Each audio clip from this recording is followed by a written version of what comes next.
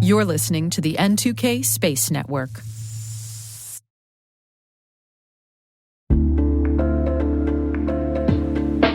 And now, a word from our sponsor, ThreatLocker, the powerful zero-trust enterprise solution that stops ransomware in its tracks. Allow Listing is a deny-by-default software that makes application control simple and fast. Ring fencing is an application containment strategy, ensuring apps can only access the files, registry keys, network resources, and other applications they truly need to function. Shut out cybercriminals with world-class endpoint protection from ThreatLocker.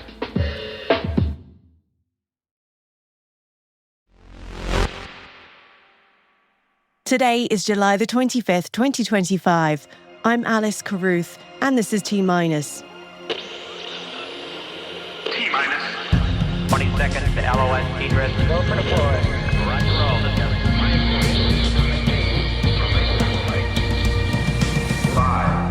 AeroVironment has unveiled a potential future mission concept for a next-generation Mars helicopter developed with NASA's JPL. 4. Blue Origin has signed an agreement with Scout Space to integrate one of its space domain awareness OWL sensors on board the first mission of Blue Ring. 3. Cascade Space has raised $5.9 million in seed funding. 2. SES and the Luxembourg Government are planning to develop a second satellite for GovSat. 1. A Russian Soyuz rocket launched an Iranian-built communications satellite to Earth orbit.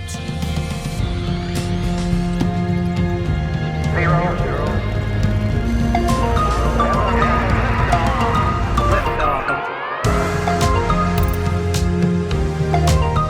And coming up after today's headlines, our partners at NASAspaceflight.com will be sharing the space traffic report.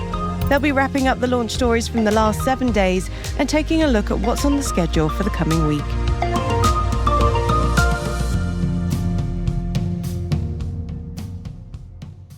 Happy Friday, everyone. Let's dive into today's intel briefing, shall we? A Russian rocket launched an Iranian-designed and built communication satellite earlier today. Iranian state television announced that the Nahid-2 communication satellite was launched from Russia's Vostochny Cosmodrome using a Soyuz rocket. The satellite was commissioned by the Iranian Space Agency and developed in collaboration with the Iranian Space Research Center. The Nahid-2 is designed to remain in orbit for 5 years and is reportedly equipped with a propulsion system capable of adjusting its altitude by up to 50 kilometers. The launch was announced shortly before nuclear talks between Iran and Britain, France and Germany began in Istanbul. The Soyuz 2.1B rocket also carried Russia's Ionosphere M3 and M4 satellites towards Earth orbit, along with around 17 other payloads. The first 2 Ionosphere M satellites were launched late last year. The 2 new spacecraft will complete the constellation, which is designed to monitor space weather phenomena such as the impact of solar wind on near Earth, which can affect civilian and military systems. The 17 smaller payloads are thought to be Russian-built CubeSats that will conduct remote sensing and other work in orbit. SES and the Luxembourg Government are planning to develop a second satellite for GovSat. GovSat, also known as LuxGovSat SA, is the public-private partnership and 50-50 joint venture between SES and the Luxembourg Government that provides satellite communication services for governments. GovSat 2 will be positioned over the European satellite arc. The new satellite will extend the coverage and scale of the first GovSat and is designed to address the needs of defence users at the highest security and service assurance level. The satellite will add new ultra-high frequency channels, X and military Ka band, and will include other security features such as dedicated hardening, an advanced anti-jamming system, and embedded geolocation. The satellite will be co-funded by SES and the Luxembourg Government and is still subject to approval of the corresponding draft law by Parliament. It will be built by Thales Alenia Space on its Spacebus 4000 B2 platform.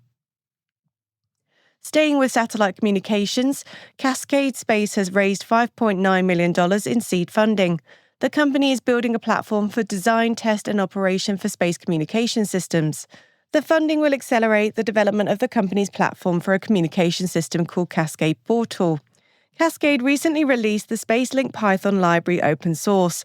This library contains functions for a communication system analysis that's used on the Cascade Portal implementation. Blue Origin has signed an agreement with Scout Space to integrate one of its space domain awareness OWL sensors on board the first mission of Blue Ring. Blue Ring is a multi-mission, multi-destination vehicle providing full-service payload delivery, hosting, and end-to-end mission operations. Scout's OWL sensor is designed to enhance real-time tracking, characterization, and assessment of space objects by integrating advanced optical sensing, onboard artificial intelligence-driven processing, and autonomous decision-making capabilities. It's aiming to deliver domain-wide intelligence in space in support of the US Space Force's Space Control Mission Set.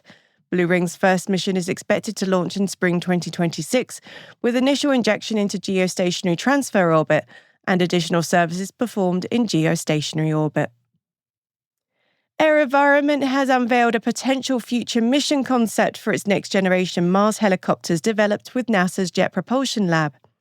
Known as Skyfall, the vehicle is designed to help pave the way for human landing on Mars through autonomous and aerial exploration.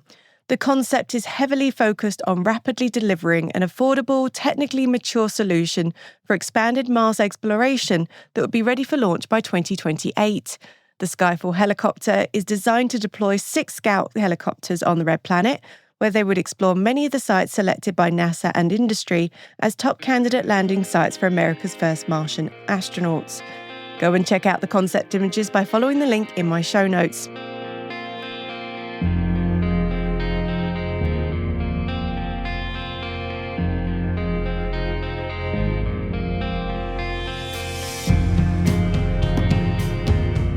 That wraps up today's Intel briefing. This is when I get to drag our producer Liz Stokes into the studio to ask what other stories we're watching today.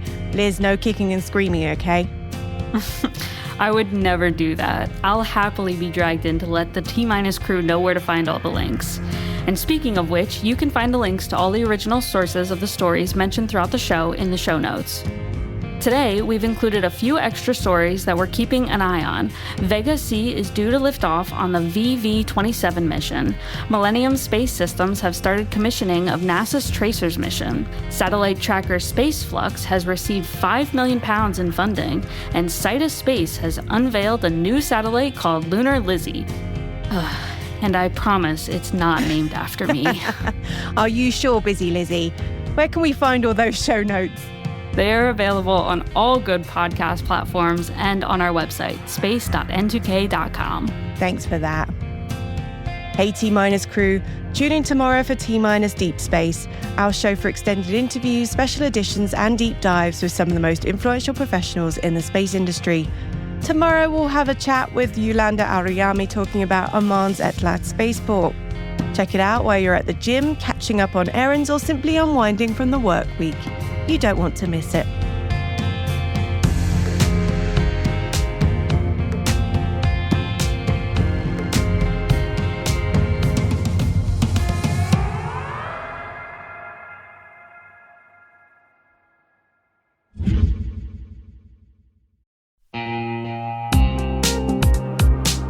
Hey everybody, Dave here. I've talked about Delete Me before, and I'm still using it because it still works. It's been a few months now, and I'm just as impressed today as I was when I signed up. Delete Me keeps finding and removing my personal information from data broker sites, and they keep me updated with detailed reports, so I know exactly what's been taken down. I'm genuinely relieved knowing my privacy isn't something I have to worry about every day. The Delete Me team handles everything. It's the set it and forget it peace of mind. And it's not just for individuals. Delete Me also offers solutions for businesses, helping companies protect their employees' personal information and reduce exposure to social engineering and phishing threats. And right now, our listeners get a special deal, 20% off your Delete Me plan. Just go to joindeleteme.com/N2K and use promo code N2K at checkout. That's joindeleteme.com/N2K, code N2K.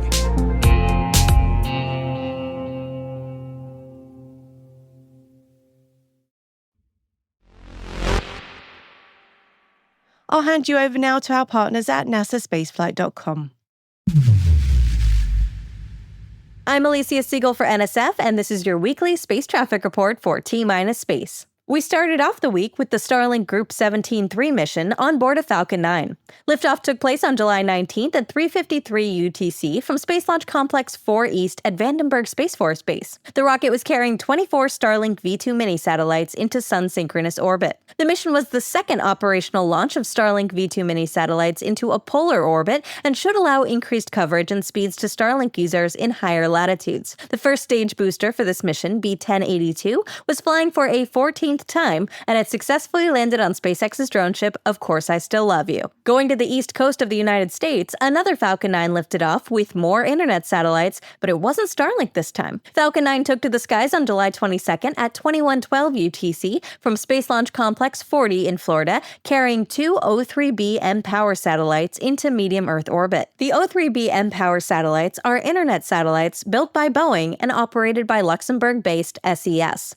These are the second generation of the company's O3b constellation, having previously launched 20 of these first-generation satellites between 2013 and 2019. These were the 9th and 10th of these improved O3b satellites, which started deployment back in 2022. The constellation was originally supposed to have 11 of these, and this mission was in fact supposed to have carried the 9th, 10th, and 11th satellites. However, issues with the electrical systems on the first 4 satellites forced SES to order another extra pair of these satellites from Boeing. So that meant changing the launch plans and only launching 2 on this mission, just like on the previous 4. The next mission, scheduled for 2026, should hopefully be the last and will be carrying the last 3 satellites needed for SES to complete the constellation. It'll be interesting to see if, after this is completed, the company will choose a low Earth orbit constellation as its successor, or whether they'll stick with a constellation in medium Earth orbit. For this mission, SpaceX used booster B1090, which was flying for a 6th time. Despite being young, the booster successfully made it back to Earth, landing on SpaceX's drone ship Just Read the Instructions. After that, we headed back to Vandenberg for the third and final Falcon 9 launch of the week. Liftoff took place on July 23rd at 1813 UTC from Space Launch Complex 4 East at Vandenberg Space Force Base. Falcon 9 was carrying NASA's TRACERS mission, along with 8 other rideshares into sun-synchronous orbit. TRACERS, which stands for Tandem Reconnection and Cusp Electrodynamics Reconnaissance Satellites, are actually 2 satellites in one single mission. The satellites are meant to orbit one after the other in the same orbit around Earth, measuring magnetic reconnection. Magnetic reconnection is a physical process that occurs on Earth's own magnetic field when the solar wind interacts with it, modifying its shape and causing magnetic lines to disconnect and reconnect. Large flares, for example, can trigger a discharge of charged particles down to Earth's atmosphere, creating not just beautiful auroras, but also issues with our own electrical systems here on the ground. Thanks to their near-polar orbit, the 2 spacecraft will be able to measure these discharges in tandem as they travel close to the Earth's magnetic poles. The mission is led by David Miles from the University of Iowa, which was also the home university of famed physicist James Van Allen. He's the one that the Van Allen belts are named after. Alongside tracers were also 8 other rideshares, some of them also by NASA. One of them, called REAL, which stands for Realistic Electron Atmospheric Loss, is related very closely to tracers. REAL is set to study the loss of particles from the Van Allen radiation belts, as it's able to detect protons and electrons being discharged into our atmosphere. Another payload called BARD was built by York Space Systems and carries the Polylingual Experimental Terminal, or PEXT. The terminal is designed to enable interoperability between government and commercial satellite relay networks as part of NASA's efforts to move to commercial communication systems. The other payloads on board were NovaWorks Athena, Tyvak's LIDE spacecraft, and 4 spacecraft as part of the Skycraft 4 constellation. The mission was originally scheduled to launch on July 22nd, but it had to be aborted less than a minute from liftoff. The reason had to do with a power outage in Santa Barbara, which disrupted telecommunications at the FAA's Los Angeles Air Route Traffic Control Center,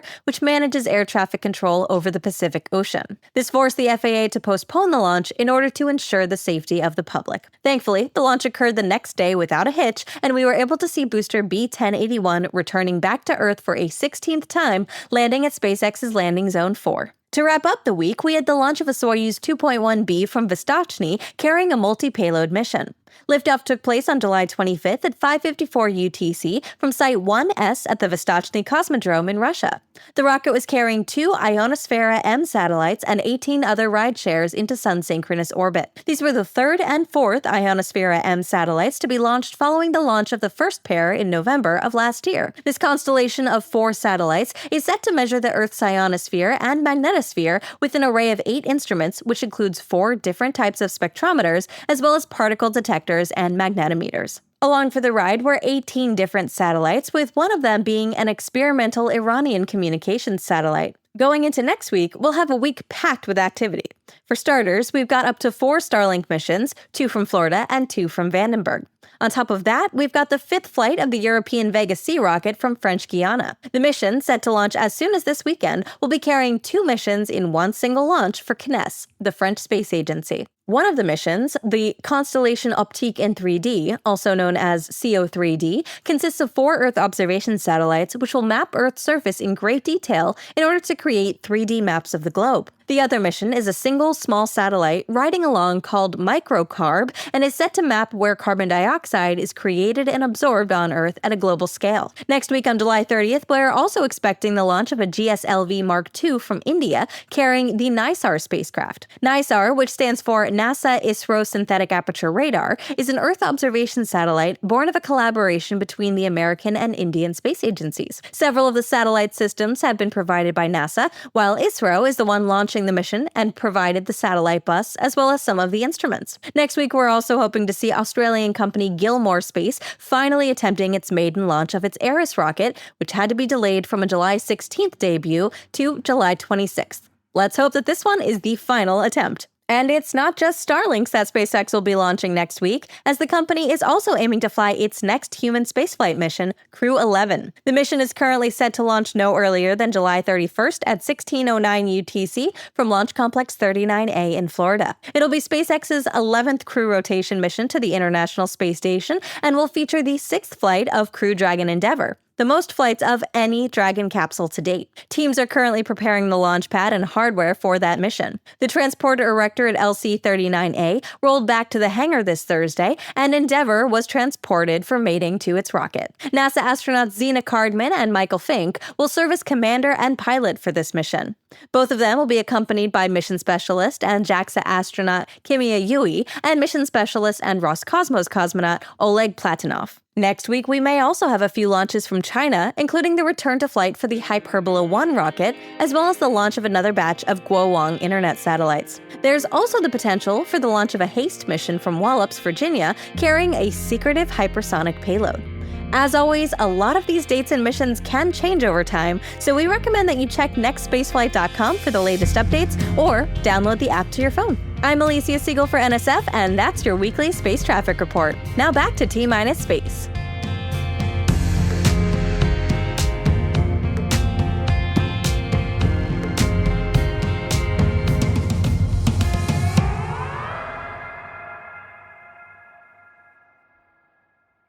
We'll be right back.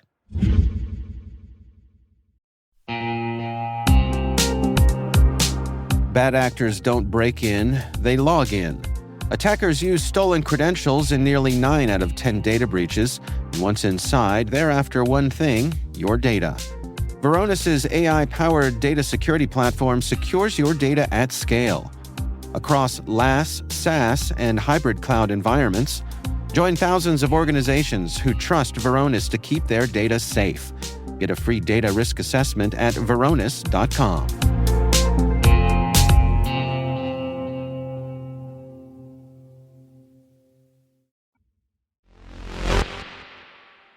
Welcome back. Ever wondered what it's like to pop a bottle of champagne in microgravity?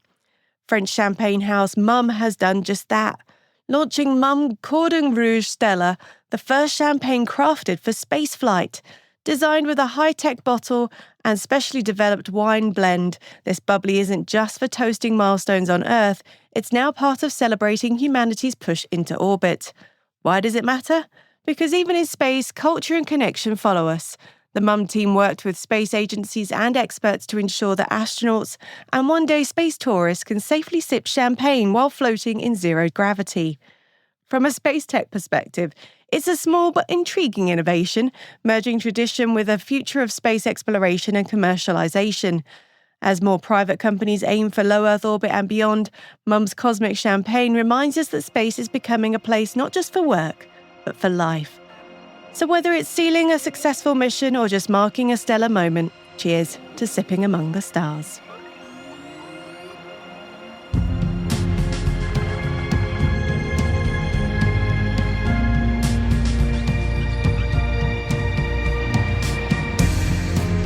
And that's it for T-Minus, brought to you by N2K Cyberwire. We'd love to know what you think of this podcast. We're conducting our annual audience survey to learn more about our listeners. We're collecting your insights until August the 31st. There's a link in the show notes, so please fill it out for us. We're proud that N2K Cyberwire is part of the daily routine of the most influential leaders and operators in the public and private sector, from the Fortune 500 to many of the world's preeminent intelligence and law enforcement agencies. N2K helps space and cybersecurity professionals grow, learn, and stay informed. As the nexus for discovery and connection, we bring you the people, technology, and ideas shaping the future of secure innovation. Learn how at n2k.com. N2K's producer is Liz Stokes. We're mixed by Elliot Peltzman and Trey Hester, with original music by Elliot Peltzman. Our executive producer is Jennifer Iben. Peter Kilpie is our publisher. Maria Van Marzes is our host, and she'll be back on the air next Tuesday. And I'm senior producer Alice Carruth. Thanks for listening, and have a great weekend.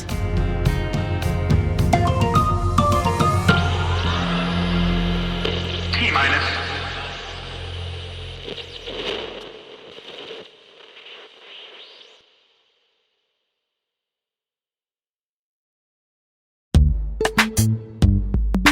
CISOs and CIOs know machine identities now outnumber humans by more than 80 to 1.